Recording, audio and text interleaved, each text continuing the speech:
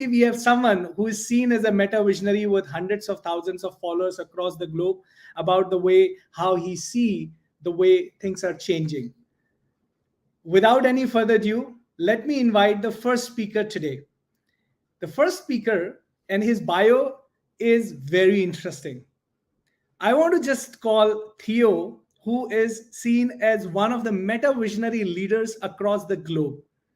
Theo is the CEO of Metamonic, which is building intelligent gameplay infrastructure for video games. That sounds very exciting. And he is also known as Tony Shark of Web3 by his three cats. And we'll love to know what are the names of his three cats is. But as you all know, Theo is a senior exec in the tech industry, accomplished keynote speaker, author, and technology futurist who has now turned his attention to the potential of the metaverse and Web3. Let's have Theo on the stage with us, please. Theo. Hello. Hi, AJ. Hi, everyone. Good morning and good evening and good afternoon, I should say. Yeah, absolutely. And we are global in metaverse. It's, some places we are probably not even seeing the nights, and it's always the morning, right? It's very exciting. And I see your gamer chair in the back, right? But before that, Oh, where yeah. are your cats? Ah, um, Actually, I have one in the cat tree, which you can't see because of the background. I've got a virtual background, but I have one in the cat tree behind me. One's in the lounge and another one's in the bedroom that I know of. So the one in the tree is called Loki because he is a bit of a Loki. Okay, joker. Yeah. nice. Very interesting. Ruby is in the lounge, and then there's Boo, the smallest one. Um, but the two large cats are Maine Coons, which are the big, huge, fluffy cats, largest ones that you can get as a domestic breed. So lots of Wow, fluff interesting. everywhere. So I did not have a cat ever, but I had a puppy, and her name was Louie, Louis? and she was amazing. Okay, and then we had nine puppies from Louis, so then we had like 10 puppies at one point of time.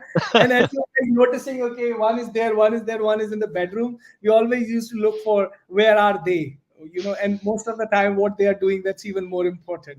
So, and I love it when you said Tony Stark of Web3, and that's very exciting. And that brings me to a very interesting point here, because a lot of people think, whether we talk about metaverse or Web3, they think this is a myth. And in fact, when we talk about metaverses, people think that why would they ever do something in the 3D scaled universe when they could Mhm. do something better in the physical world, whether it's a meeting or whether it's a handshake, right? And they feel that they enjoy this most. What are your thoughts on this? I mean, do you think this is the future? Is this? I think it's important to recognize that the metaverse, certainly in various forms and guises, have been with us for a long time. For the past 20 years, for example, the most famous one that we know about is Second Life. Second Life has been going for 20 years. People have built businesses and been successful entrepreneurs within a virtual environment in Second Life. Have made money, they've built worlds, they've built their life. They live a life physical as we do, and then part of that life is spent online in this environment as well. And then you have people like who play games and virtual worlds and online games, large MMOs, for example, are examples of metaverse platforms. People have spent lots of time and money in these worlds, developing their own persona, developing their own life and lifestyle, and they enjoy that. And I think it's important to recognize that whilst some people don't see a value in the metaverse, other people absolutely do. And it's those opportunities that are really exciting for lots of people. I think that perfectly summarize it. And again, I always use this word from Prakrit, which is the mother language of Sanskrit, which says anekantvad, which means that multi-perspective. And Mhm. that means that metaverse is multi-perspective for multiple people, multiple companies, brands, and in fact, the developers.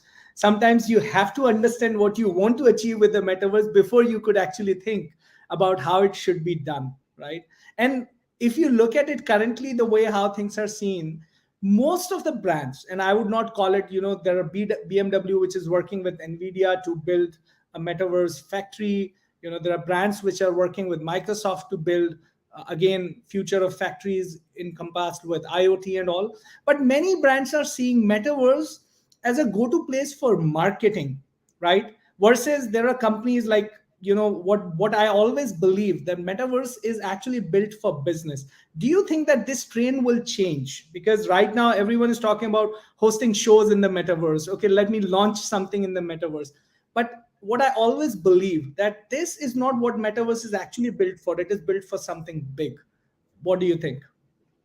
No, I agree. The metaverse, like you say, it's multiple perspectives. You mentioned BMW and Nvidia, for example, building simulations of factories. Absolutely, the military are building. The military are always building simulations, but I mean, there's military application in terms of simulating what happens in warfare. Smart cities, for example, people want to build smart cities and then simulate the environment with by populating it with AI actors or people to see, how would you build better roads? What kind of infrastructure would work properly? And then you have the businesses who want to build retail, for example, shopping malls, brand businesses, engage with customers in new ways, marketing, how to create new goods and services, tying it with NFTs, for example. This is the big thing. Loyalty platforms as well with digital goods and services and collectibles. And we see Disney, we see McDonald's, we see Starbucks all exploring this now. So, like you say, the metaverse is multifaceted, multi perspectives. People will use it in their own way. And I think that, again, that lends to the exciting perspective and lens that it's not just one thing and it's not just all about shows and entertainment. It can be a broad spectrum of things. Totally makes sense. What do you, so I saw that you have been doing something different, then you entered into the web 3.0 for last couple of years. Tell me about the journey of Metamonic, and what do you mean by game economy infrastructure? Because I've been playing games throughout my life, and then now there are things which is talking about gamers economy, creators economy, and then you are going to the next level where you're providing the infrastructure for this. Tell us about this journey. Tell us about what exactly it means and who can actually take the leeway of this.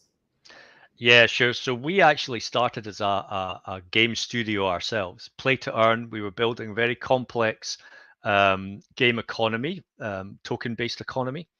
And as part of that journey, we were looking at what tools were available to help us build. So everybody knows Unity and Unreal, but you obviously have a developer pipeline of different tools and infrastructure to help you build games because you've got everything else of what a game constitutes, not just the visuals.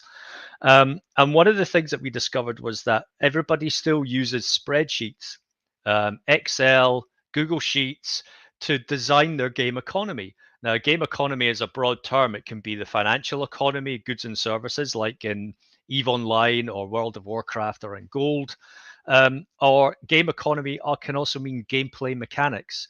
So everything from leveling up your character to how many hits it takes to kill a boss level creature, how many beans you can collect in Candy Crush and what is the process. All of that starts with a spreadsheet. And I found this fascinating that in a world or in an industry that is very technologically advanced, they are using tools from like the 1970s. So we started to develop some of our own tools, and one of this was a platform, a cloud-based platform that allows you to essentially replace Excel and build your game economy and your gameplay mechanics in real time, and then run it via API. And we discovered that this was a platform that we could take to the market and actually address this gap that there was, which was replace Excel with something much better and much more robust. And so we stopped making the game and actually focused on making this platform. And again, the platform gives the developers the opportunity to design the game economy, but then simulate what happens when you actually run it, this economy, and how many players interact, and to make sure that there's checks and balances, and the game is playable and not unfair, and everybody has fun. And then you can run this in runtime. It's a runtime tool, so it's not just simulation. You can actually press go, and it will handle the game economy for you, and then balance it in real time. Um, And then we acquired an AI platform recently, back in May, which allows us to examine what player behavior, what players are doing in the game itself, in context with the game economy and the gameplay mechanics. So I see you, AJ, running around, and I see you being the best killer there is in this RPG game. And that tells me that those are the things that you like as a player, and that's how you like to behave in the game. So it tells me as a developer, well, AJ likes killing monsters, so maybe we'll create new content around lots of monsters for AJ to kill. Or we can, design retention strategies if you're getting bored, to give you things that help you kill better and things like that. So those insights tied with the game economy and the game mechanics has created this kind of like infrastructure platform that helps people build better worlds. Very interesting. And I think the way how gamers economy is actually going towards, people are, now, as they say, that there was time when people were just seeking information, then they were grabbing information, now they want to experience information, and gamification is one big way of experiencing information altogether while playing the game. And in fact, many of these companies and brands that we are also actively working with, we have seen that now what they're saying, that hey, I want to create education video or content for some of my partners or clients or whatever it is, but it cannot be just a plain 2D video. Can we create a game so that they can actually, while they play this, they learn about it? And of course, as you rightly mentioned, knowing the detailed dots about the experience that the gamer is having while they're playing game, and what kind of a flow of data that can go in the backend, which can tell us about the behavior, expectational behavior, and what kind of actions which is driving those behaviors. That is like the gold mine, and I'm sure some of your clients might be very excited about that too, because so far, and this is very in line with my previous question, which I also asked about, when we think web 3.0 or metaverse, or even in your case gamification, as a short term marketing campaign, it doesn't add any value, because then it's just, okay, I wanted to do something. I know about a brand which did a comedy munch in the metaverse, another brand which actually launched a pop show in the metaverse, but those were like 48 hours long stints. I call it meta stints, as we say. And then they are like gone. They spend probably hundreds of thousands of dollars, but nothing big as such received in terms of ROIs. But when we see these platforms as a data platform, then it becomes way bigger than what they are right now. In fact, brands are looking for that, right? And what do you see? And this is in line with the question that I also have for you, and just came out of nowhere. But what do you see the future of these gamers economies are, right? And how a brand could leverage this? Because right now what I'm seeing, gamification is bigger than the game itself, but what you're saying is that when we talk about gamers economy, that's even bigger. Tell us more about it, and what do you think of future there? Well, you touched on it just now in terms of building experiences within the games, and I think what we've seen is what we recognize is that marketers and brands have no idea actually how to tap into the video game industry. It's an industry that is actually bigger than the film industry in terms of market size and market opportunity, and yet everybody knows how to market in a film. Product placement. I know where to put a bottle of alcohol, branded alcohol, or a piece of technology. That you find them, in the films, but you don't find them anywhere in games, because it's all games, and metaverse experiences have always been regarded as playtime, not very serious. But you look how much money there is in games. The industry is huge. People spend inordinate amounts of money on content that they can't own, which is another part of the whole Web3 and metaverse experience, which is, I own the item now. I can take it from world to world. And this is something that I think brands are going to have to wake up to. So one, how do I design an experience within an experience? So if I'm in a game, I could actually, as a brand, contact the developer and say, I want to make a meta game in your game that the players can engage with that relates to my brand. And then at the end of that, they could be rewarded with an item, a digital item that they could own in that game, use it in that game, and then perhaps take it into another game. And Nike is doing this with their sneakers, for example, digital sneakers. So I think there's massive opportunity, and I think marketers and brands need to start thinking about in 3D, and they need to start thinking about in immersive experiences, not flat banner and advertising. It's a different world now.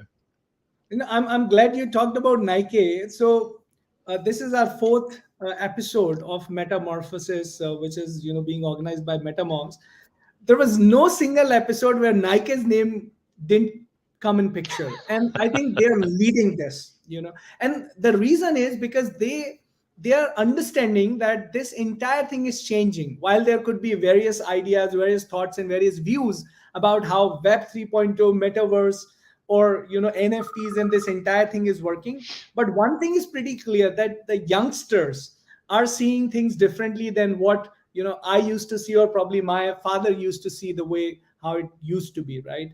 And they want to experience things more effectively, much faster, at a cheaper cost, and probably, as you rightly mentioned, possession of those digital experiences is also very big for them. I'm sure that you might be aware about the Beeple Live, the NFT, which was sold for more than $60 million. And now they are also thinking about how it could, how it could be seen as a NFTs of NFTs collection, right? Which is a even bigger thing. I'm aware of a project which is happening right now in United States, which is bringing NFT collections into physical galleries, right? And that's also very exciting stuff, because people buy NFTs, but they don't know, right, that where to showcase this and how can I probably show off my collection. And that's a very big way of seeing how this NFT entire collection can be shown, right? Are you working on any other exciting project that you'd like to share with, without keeping any of your non-disclosures intact, but any other exciting project that you want to share, or anything which you feel that the community should be aware about? Because gamers economy is big, game creation and asset industry is growing big, and you absolutely touched on right where you said this will continue to grow bigger, because as much as and as soon as brands will continue to realize that this is the best way to reach out to the right target audience, especially if your audience is between 19 to 35, which is pretty much 60 to 65% of your entire buying universe, right? That's the best. Anything, Theo, that you want to add? Yeah, I see. I'm seeing big shifts happening in loyalty and reward programs. Now, we've seen that with McDonald's and Starbucks, like I said earlier, I think.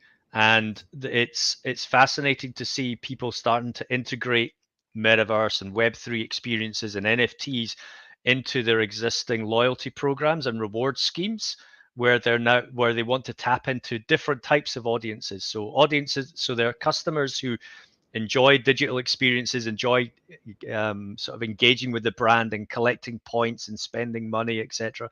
But now they're looking to, how do we bring those customers on this Web3 journey? And the easiest way for those brands to do that, and the most invisible way, is to align it with existing loyalty programs that these customers already engage with and have already signed up to.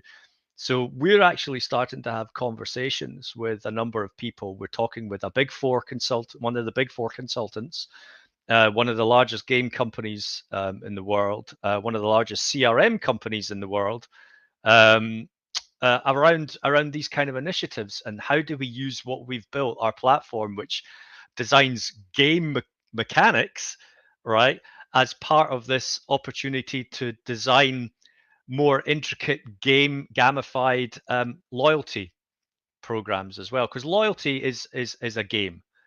You as a user, you are basically leveling up your character with points on a scale, and that's essentially what a game is. So by taking our platform and obviously helping people sort of design more fun and engaging loyalty programs and reward schemes, and then tying that back into what's at Web3 and NFTs, we're bringing customers on this journey that weren't on this journey before. Absolutely, totally makes sense. And I'm glad you talked about loyalty and reward programs. In fact, Almond is launching a platform called Channelverse, which is actually about channel engagement and loyalty and rewards for big companies who have, hundreds of thousands of channel partners. Because absolutely, one thing which runs the brand is the consumer or customer loyalty, and rewards is next big thing. Because as we talk about, people are not interested in getting physical rewards anymore. They want something which they can probably keep it forever, or probably experience something that they will mesmerize forever. And what's Yep. better than the digital rewards now? NFTs have become something which becomes extremely exclusive, which becomes extremely personified, and also showcase who you are, right? Yep. And this is so exciting. And I'm glad that you are already speaking to various consulting companies and brands. We would love to discuss with you, Theo, in detail about what we are bringing on table and what Mm. Channelverse as a platform. And without telling the name, we are already working with one of the world's largest food and beverage company, and we are running their entire loyalty platform on our platform. So that's something that probably we can integrate with your gamers infrastructure platform, or something that we could do together, and we'll be more than happy to collaborate. So Oh, with that, absolutely. Perfect. let's have Apurva join us. And Theo, we will come back to you very shortly. Let's hear what Apurva has to say as we talk about the gaming Go Games platform that they have built. But it was so amazing speaking to you, Theo. A lot to learn and a lot to collaborate. Talk to you soon. Bye. Awesome. Awesome. So let's move to the next section. As we are going to have Apur, who will be joining us. As you know that gamers, why we have kind of kept this session particularly related to gaming today. It is important that while brands are looking at gaming as one of the way, we also know about a couple of platforms which are bringing games on the day-to-day revenue, which are bringing games as a revenue generation opportunity for various brands. And today I'm very excited to announce Apur, who will be joining us. They run a platform called GoGames.run. GoGames.run is one of the India's largest gaming as a service platform, and we'll know more about that from Apur. But for those who don't know Apur is a serial entrepreneur, and I am Bangalore's NSR cell. He learned it from the NSR cell itself. As a young entrepreneur, he started his first company, A Technos, in 2012, and since then he has been founding companies, making them successful, and bringing them to a bigger platform. In last 5 years, as we see how things have changed from digital transformation to IoT to OTT, and now as we talk about Go Games with him today, Apurva has seen the wave of ups and downs. But what brings us along with him on the table is his experience about how games and this entire gaming industry can work, and can drive future together. So can we have Apurva on the stage, please? Alisa, I'm not able to hear.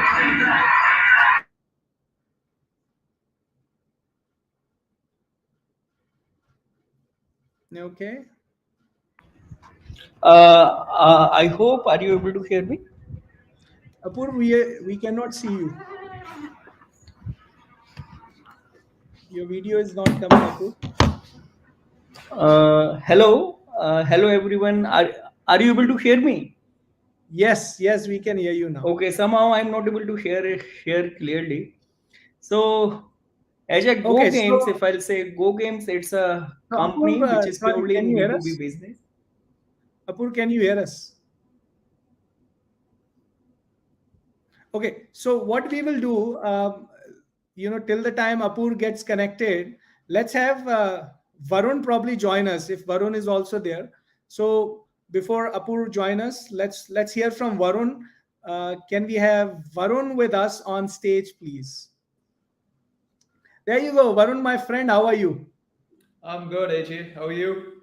Awesome. It's always good to see you. And for those, let me introduce Varun. Varun has over 10 plus years of experience, multiple patent holders. And I think sometimes whenever I meet him, I always say that can I borrow some patents from you? That's what I do. So Varun has been into manufacturing of products and in the smart wear industry. And while he is also building the infrastructure space, Now he's the founder and CEO of RPX, a unique gamified platform for gamers to generate rare collectibles and tokens for their friends. Wow, Varun, tell us what is it, because it's quite exciting. And I see I think it's Quest, which is behind you, right? Yeah. Oh, nice, nice, amazing. So, share more details about Varun. You know how exciting this gamers economy is, and we had Theo who was shared quite exciting details about us. But how big is this? Can you share more details about it? So, in terms of the gamers economy or the gaming industry as a whole, many people know that it's big, but they don't know exactly how big it is. The thing is, because there's so many games and it's so segregated, it's hard to put a full number. But just one of the most popular games like Fortnite, the finals of Fortnite had more viewership than there were some stats which had more viewership than the finals of the NBA, NHL, IPL, and another one put together. And that's just one. I mean, it's one of the biggest ones, but it's just one of um, the big games. So, game. This is the modern day Colosseum. If you look back at Roman times when people used to go to get entertained at the Colosseum, and you had all these events. This is now the modern day Colosseum, and the beautiful part about this is you don't actually have to be there. In terms of, most sports are very agnostic when it comes to countries. So cricket is only in certain areas. Soccer is the most popular, but it's not so much, let's say, in the United States. And in the US, it's all about the NFL. But how many of us watch the NFL over here? Whereas with this, you have a modern day global Coliseum where gamers are now the new sports heroes. There's also this beautiful dynamic of watching games. I'll give an example. If you watch, let's say, a cricket match, you're watching what the camera is watching. You're not watching it or experiencing the game as one of the cricket players. Whereas when you watch games, you're actually watching what you would be watching if you were playing. So it's a different dynamic. It's way more interactive. It's way more intuitive. Um, in terms of pure numbers, the gaming industry right now, I think in 2021, the revenue was about 198 billion. To give that perspective, the film industry, the global film industry, was about 42. So you can see how big the gaming industry is. The thing is, I believe that the gaming industry will be one of the biggest industries in the whole world within a few years. So Right. And last time when we were speaking, Varun, you also mentioned that about 50% of world's population has played games or playing games in one way or another, right? And there was some study that you were quoting about, right? And it's growing big on a day-to-day basis. But as you rightly mentioned, other than Twitch, where people are watching videos and playing these games, what other ways how the audience can grab all value? Because right now, if I go on Twitch, I can just see a game, but probably I can just put some smileys or emoticons or something like this. But what else? So yeah, you're right. There's actually, the closest study was there's 3+ billion gamers in the world right now. This is also an industry which is completely pandemic and recession proof. So pre-pandemic, if you look at the growth levels, this is one of the few industries which rose up like crazy. And it's similar to do if any recession happens, you can see that the gaming industry always goes up. In terms of Twitch audiences, like how I tied it back, that it's more about experiencing how to play the game. Very soon, we are we have to get rid of the notion that if people want to get into sports, there's only these many sports. So in the there's already talks of e-gaming coming into the Olympics now. So one really good way I can see of how people can utilize Twitch or other things is it's like literally having your own personal trainer Hmm. when it comes to that. So if you watch a basketball match, you're seeing LeBron James and you're seeing how he plays, but you can't. What's the biggest take back? You can kind of try to mimic it, but here you're seeing one on one how he's seeing something. So I think Nice. one big thing which they can take back is that this is going to be a future career very soon, and it already is, but in such a big way that once, like you were talking to Theo, play to earn, once that comes in, once more sponsorship comes in, once we integrate into the metaverse and brands start actually sponsoring gamers, all of this is going to be a very valid career. And this dynamic is beautiful because imagine being a cricketer and having literally one-on-one sessions with your favorite cricketer who you look up to.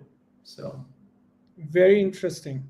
I think what makes it even more interesting, and I think, I would love to know more, and probably our audience would be even very excited.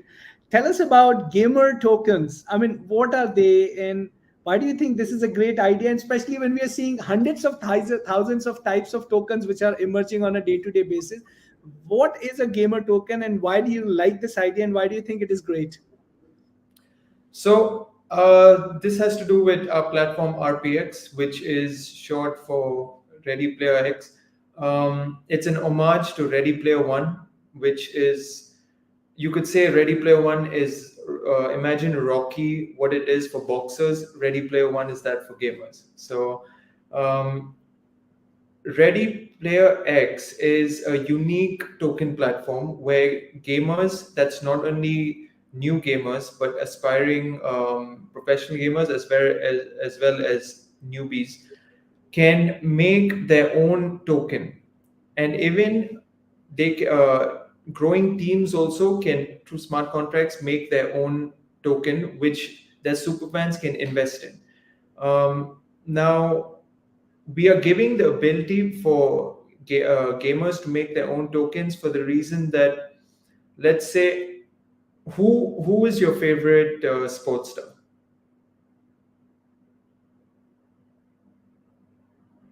AJ? Probably Sachin Tendulkar. So when was the first time you saw him? When I was a kid, 1996, or So probably that was something. when he was just upcoming, right? Imagine during that time, and the thing is, during that time, you could only see him on TV. So it's not like you could go and see him in certain areas. But with gaming, you have access to even growing new gamers from the start. So imagine owning a token or a sports card of a young rookie Sachin Tendulkar. So it's about investing in the taste of the audience. Very interesting. I think that's quite exciting. And what do you think of moving these games into metaverse? So right now you're talking about creating tokens for gamers, which the people who like them probably can buy in exchange and do all those sort of Web 3.0 hacks that we call about. But now we are also seeing that games are moving into metaverse, and probably is it the other way around? What's going on? Tell us more about it.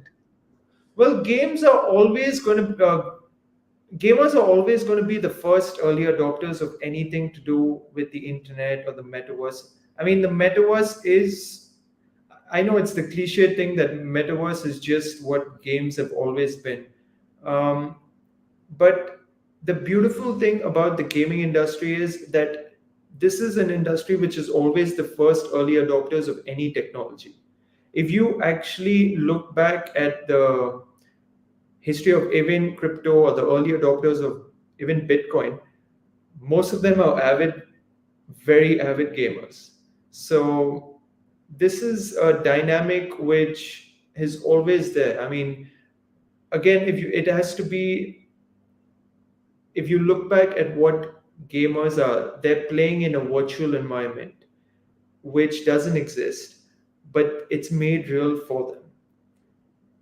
That is essentially what the rest of the world is catching up to.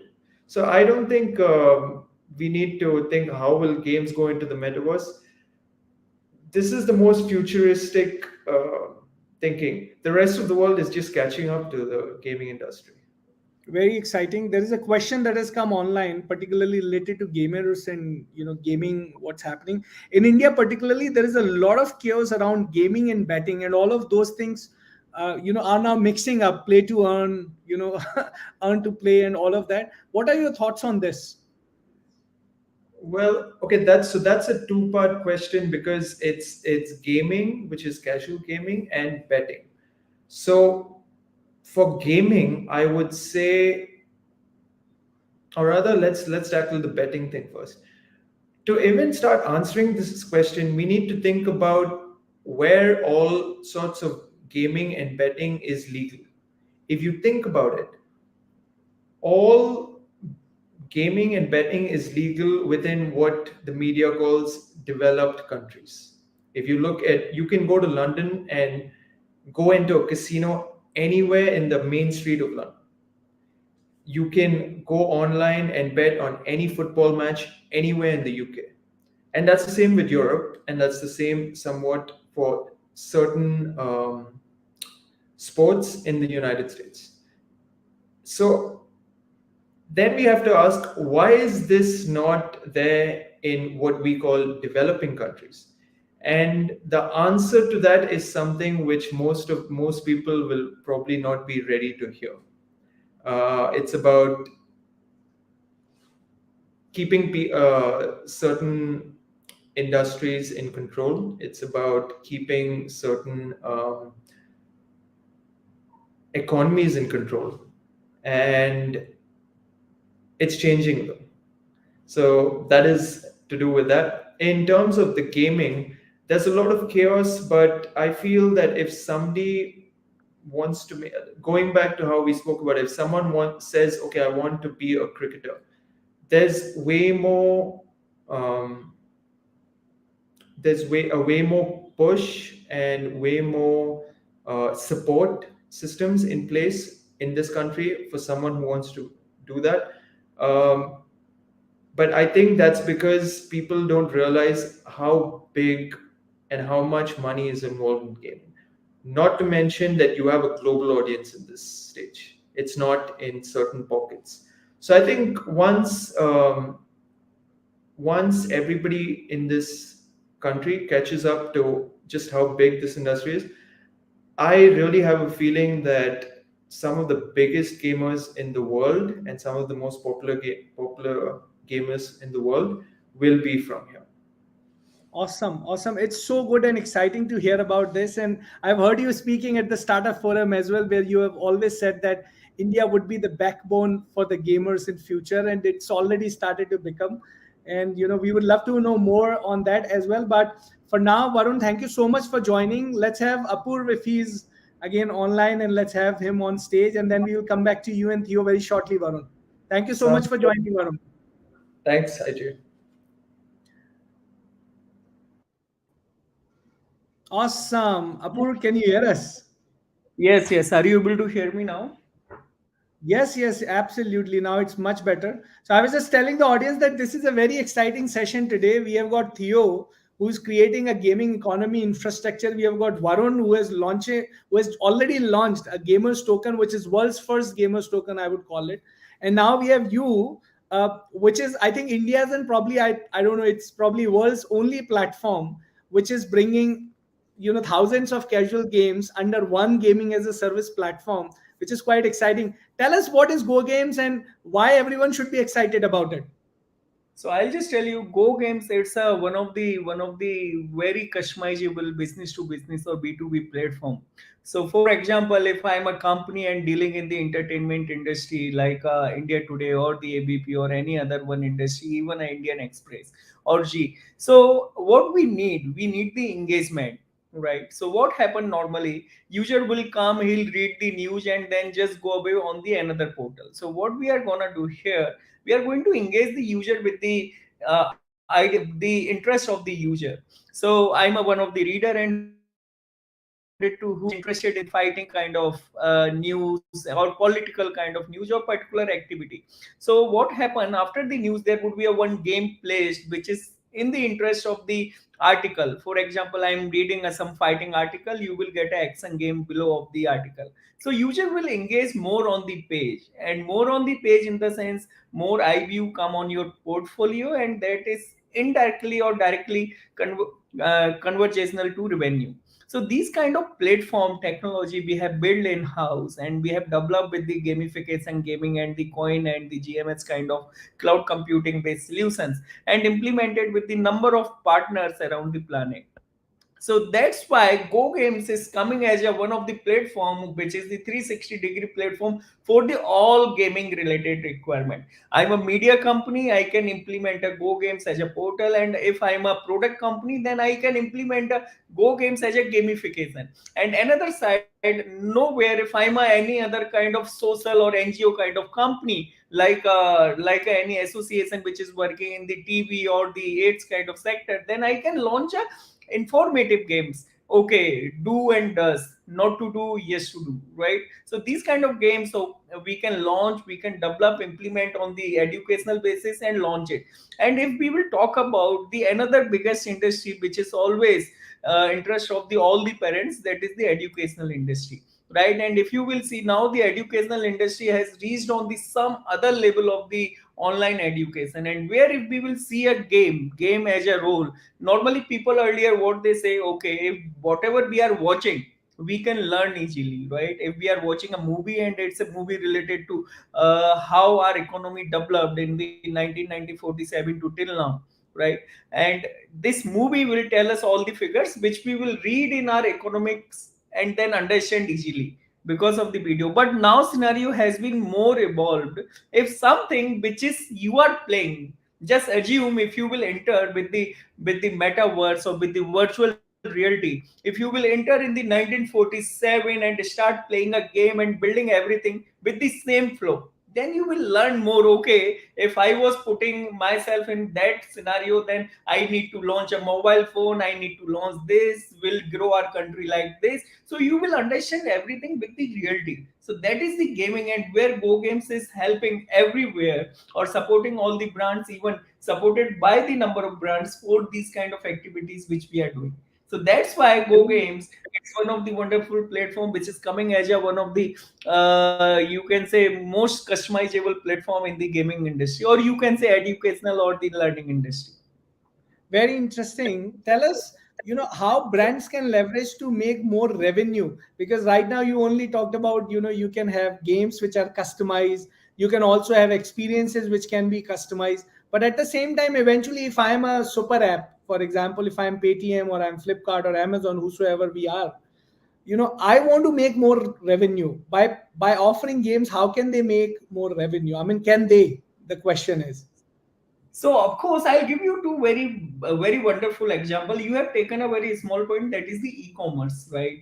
Or you have taken an online business. I'll also give you example of the offline business, how it can help users to increase the business, how help brands to increase the business. So on the online, let's start with the any brand, let's say Flipkart or anyone. So what they need, right? And what is the requirement of any online portal? That is the engagement, right? Engagement. Then what brands need, they need the attraction on the brand. So if I'm going to play any game, right, on that game basis there would be a loyalty point or rewards point would be involved, and you will win some loyalty points or rewards points, saying that after playing this racing game you have won a 500 rupees coupon of the Ellen Soli. Visit the Ellen Soli store online and generate the and buy something and redeem this. So what we are doing, we are shifting client from gaming to a LN solely, and he's gonna buy something because he has only LN solely coupons. If he need a pant, instead of buying from the any other brand, he'll say, okay, I have a 500 rupees coupon, let's redeem that. So how means, if I'll say all brands, what they need the engagement. And here what we are providing, we are only providing engagement and the attraction. We'll say there would be a very wonderful game if we will say, okay, figure out which quality is this, right? And you have a 5 option of the quality, and if you will choose and you will get some rewards, then indirectly you will promoting a brand. So this is the one way. Very in the very recently, I've seen one advertisement with the Coca-Cola. What they have done, they have put the QR code on the bottles, or even they have put the QR code on the what we say on the newspaper. Scan the QR code, play the spin the wheel with the Coca-Cola bottle, and you will get a chance to win some points, some rewards, some cashback, and all these things. So how these brands are promoting themselves with the engagement tool, and biggest engagement tool around the planet is the gaming. Now let's go back on the another side, which is the another biggest market around the planet, that is the physical sales market. So very soon, what's happening now, okay, if we will visit any airport, you will find a kiosk, or if you will visit any mall, if you will find a kiosk, there would be a one game playing, and after playing that game you will get a coupon. Okay, go in the visit the any store, let's say visit the H&M store, and the 50% off on the particular pants or particular brand. So if you don't want it to visit and you have a spare time to visit, or if spare time to invest, you will say, okay, I have a 50% off, let's visit. So what we are doing, we are engaging, increasing the footprints in these stores. So these kind of engagement tools used by the number of brands to promote them and increase the engagement as well as the business. So how gaming is evolved, you can see it now. No, this is fantastic. I think this is the perfect time to have Theo also join us on the stage, and let's also have, if we have Varun, to join us on the stage, because as we talk about making money, as we talk about bringing more revenue, this is where exactly gaming is going to be, right, Theo? Theo, so I will start with you. You talked about loyalty and reward programs, right, and discussing about moving those into the metaverse. And Apurv is actually saying that not just in the metaverse, even for physical stores, we can have these kind of engagements that can be driven by your gamification activities and all those sort of things, right? And I see that this is a perfect combination of where people were only thinking that gamification, or as we were talking about, is about online and all of that. But now we see a perfect combination of physical to digital, and as we have started calling phygital, right, with the games. And games is the only what do you call, chain or link between these two. What do you think, Theo? Yeah, no, absolutely. I mean, well, I've played video games for the best part of my life, and I also have a lot of physical items here from limited edition collections. And of course, they sit on some shelves at home. And for that, as a collectible, obviously, one of the digital items and assets, which is what NFTs are supposed to represent.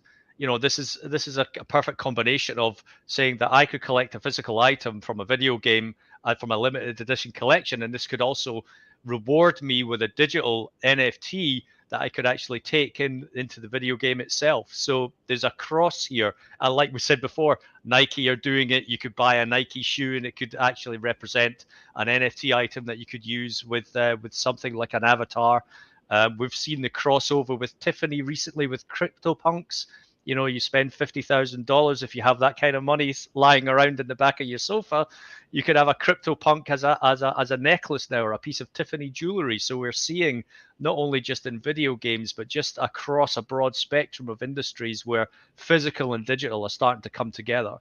And I think one of the things that's really exciting, and again, I use this as a really good example, is McDonald's. So their loyalty program is, of course, going to start to look at NFTs. Now, whereas before you had in their Happy Meal, for example, is a physical toy that you collected and then you could eventually sell on eBay or just collect them in general. there's nothing to say that you can't actually have an NFT as part of that collection. So you're sitting down enjoying your physical meal, and then part of that happy meal is actually rewarding you with an NFT that your child can collect.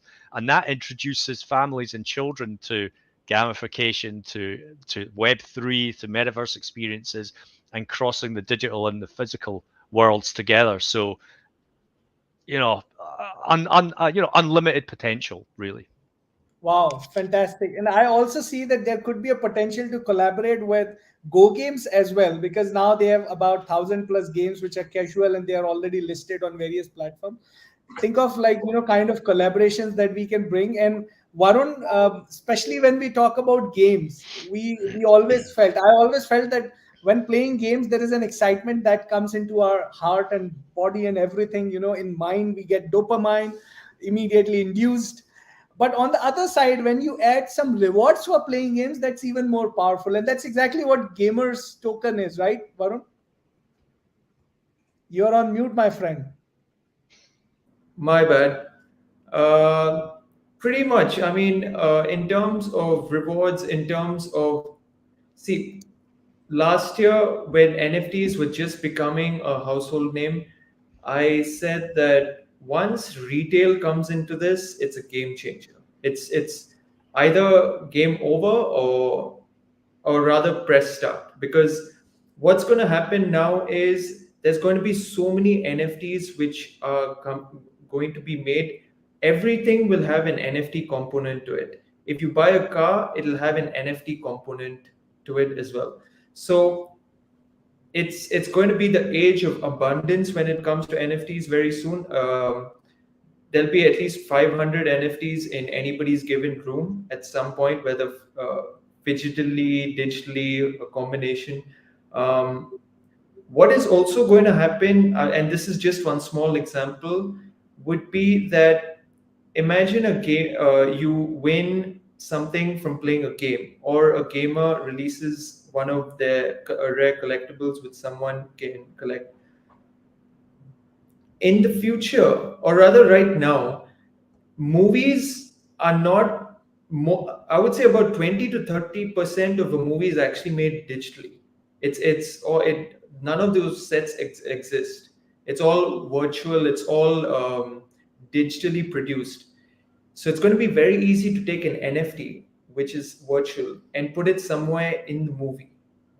So all these things are going to happen where someone can display an NFT of anything, whether it comes to a brand or some rare photo of a monkey, and just put it inside some of their virtual environments which they make in a movie. So in fact, Theo has a virtual environment behind him right now. So very soon you can totally see him displaying all his NFTs all over. So that is the beautiful thing which can happen. I think that's a great idea, because if we can have something like this where you can have a virtual environment where all your digital NFTs, and of course NFTs are digital only. I mean, Theo, do you know if there are physical NFTs? I mean, I'm not aware of something like that, but do you know? No, I mean, not a physical NFT, but I mean, you could say that the Tiffany jewelry is probably a close approximation, because they did actually take CryptoPunks and then turn them into actual jewelry that's associated with the CryptoPunks themselves. So that could be construed as a physical NFT. A ticket, though, a concert ticket is a physical NFT when you think about it, because that's unique to you as well. You buy that, it has a barcode, it has a serial number. Obviously, you can transfer that if you want to, if it's allowed under the terms of service.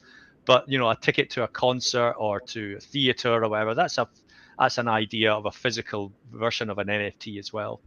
Wow, very interesting. Apur, why you tell us about, you have these 1,000+ games in the Go Games platform. Are you also thinking that you could create some NFTs for these games and people can play and they will win or something like this, and then probably you get some more people hooked on to this? What are your thoughts on that? I mean, tell us more about your Web3 strategies, if you have. I'll tell you very honestly, we are in thought to develop the virtual NFT, right? We are in thought to develop an NFT, and of course we'll consolidate, or we'll do consortium with the Varun to do all these activities over the Go Games, as Go Games has the number of IPs, right?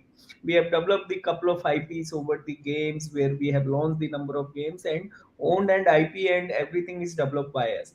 And NFT is the really another way to generate the or enhance the market, where we are thinking, means if we will see very soon Mario is going to launch, I don't know, but Mario can launch an NFT of the Mario character which we have played in the our childish age, right? So all these things is in our plan, and Go Games has another plan to launch. Instead of the launch of the only NFT, we have a plan to launch the metaverse over the Go Games, right?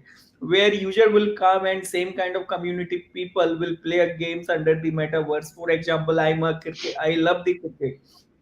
I can make my team of the actual people over the metaverse and and play a cricket sitting at a home and build a number of run rate and everything. And people can come from the international market, they put the crypto coin on that for the betting and all these things. So that can happen over the metaverse only. So these are in our plan which we can thought of to do it, but not now.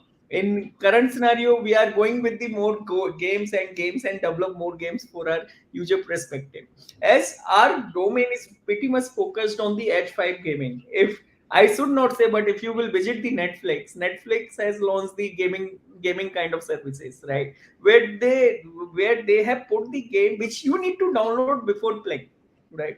Really, it's a headache, and I don't know why Netflix has launched kind of thing, while H5 games with the better quality is available along with the cloud computing.